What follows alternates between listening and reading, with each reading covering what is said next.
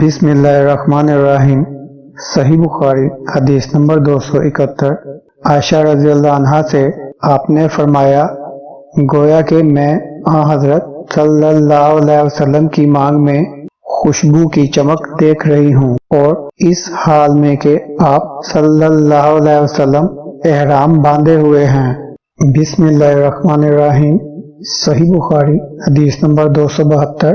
ہشام بن عروہ نے بیان کیا، انہوں نے اپنے والد کے حوالے سے کہ ام المومنین حضرت عائشہ صدیقہ رضی اللہ عنہا نے فرمایا کہ رسول کریم صلی اللہ علیہ وسلم جنابت کا غسل کرتے تو پہلے اپنے ہاتھوں کو دھوتے اور نماز کی طرح وضو کرتے، پھر غسل کرتے، پھر اپنے ہاتھوں سے بالوں کا خلال کرتے، اور جب یقین کر لیتے کہ جسم تر ہو گیا ہے تو 3 مرتبہ اس پر پانی بہاتے، پھر تمام بدن کا غسل کرتے۔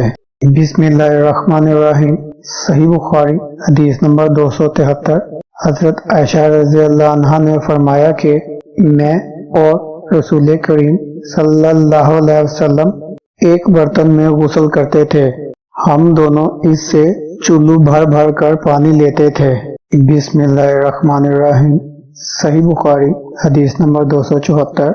ام المومنین حضرت میمونہ رضی اللہ عنہ سے روایت کیا، انہوں نے فرمایا کہ رسول اللہ صلی اللہ علیہ وسلم نے غسل جنابت کے لیے پانی رکھا، پھر آپ صلی اللہ علیہ وسلم نے پہلے 2 یا 3 مرتبہ اپنے دائیں ہاتھ سے بائیں ہاتھ پر پانی ڈالا، پھر شرمگاہ دھوئی، پھر ہاتھ کو زمین پر یا دیوار پر 2 یا 3 بار رگڑا، پھر کلی کی اور ناک میں پانی ڈالا اور اپنے چہرے اور بازوؤں کو دھویا، پھر سر پر پانی بہایا اور سارے بدن کا غسل کیا، پھر اپنی جگہ سے سرک کر پاؤں دھوئے۔ حضرت میمونہ رضی اللہ عنہا نے فرمایا کہ میں ایک کپڑا لائی تو آپ صلی اللہ علیہ وسلم نے اسے نہیں لیا اور ہاتھوں ہی سے پانی جھاڑنے لگے۔ بسم اللہ الرحمن الرحیم۔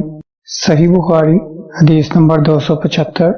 ابو ہریرہ رضی اللہ عنہ سے کہ نماز کی تکبیر ہوئی اور صفیں برابر ہو گئیں، لوگ کھڑے تھے کہ رسول کریم صلی اللہ علیہ وسلم اپنے حجرے سے ہماری طرف تشریف لائے۔ جب آپ صلی اللہ علیہ وسلم مصلی پر کھڑے ہو چکے تو یاد آیا کہ آپ جنبی ہیں، پس آپ صلی اللہ علیہ وسلم نے ہم سے فرمایا کہ اپنی جگہ کھڑے رہو، اور آپ واپس چلے گئے۔ پھر آپ صلی اللہ علیہ وسلم نے غسل کیا اور واپس ہماری طرف تشریف لائے تو سر سے پانی کے قطرے ٹپک رہے تھے۔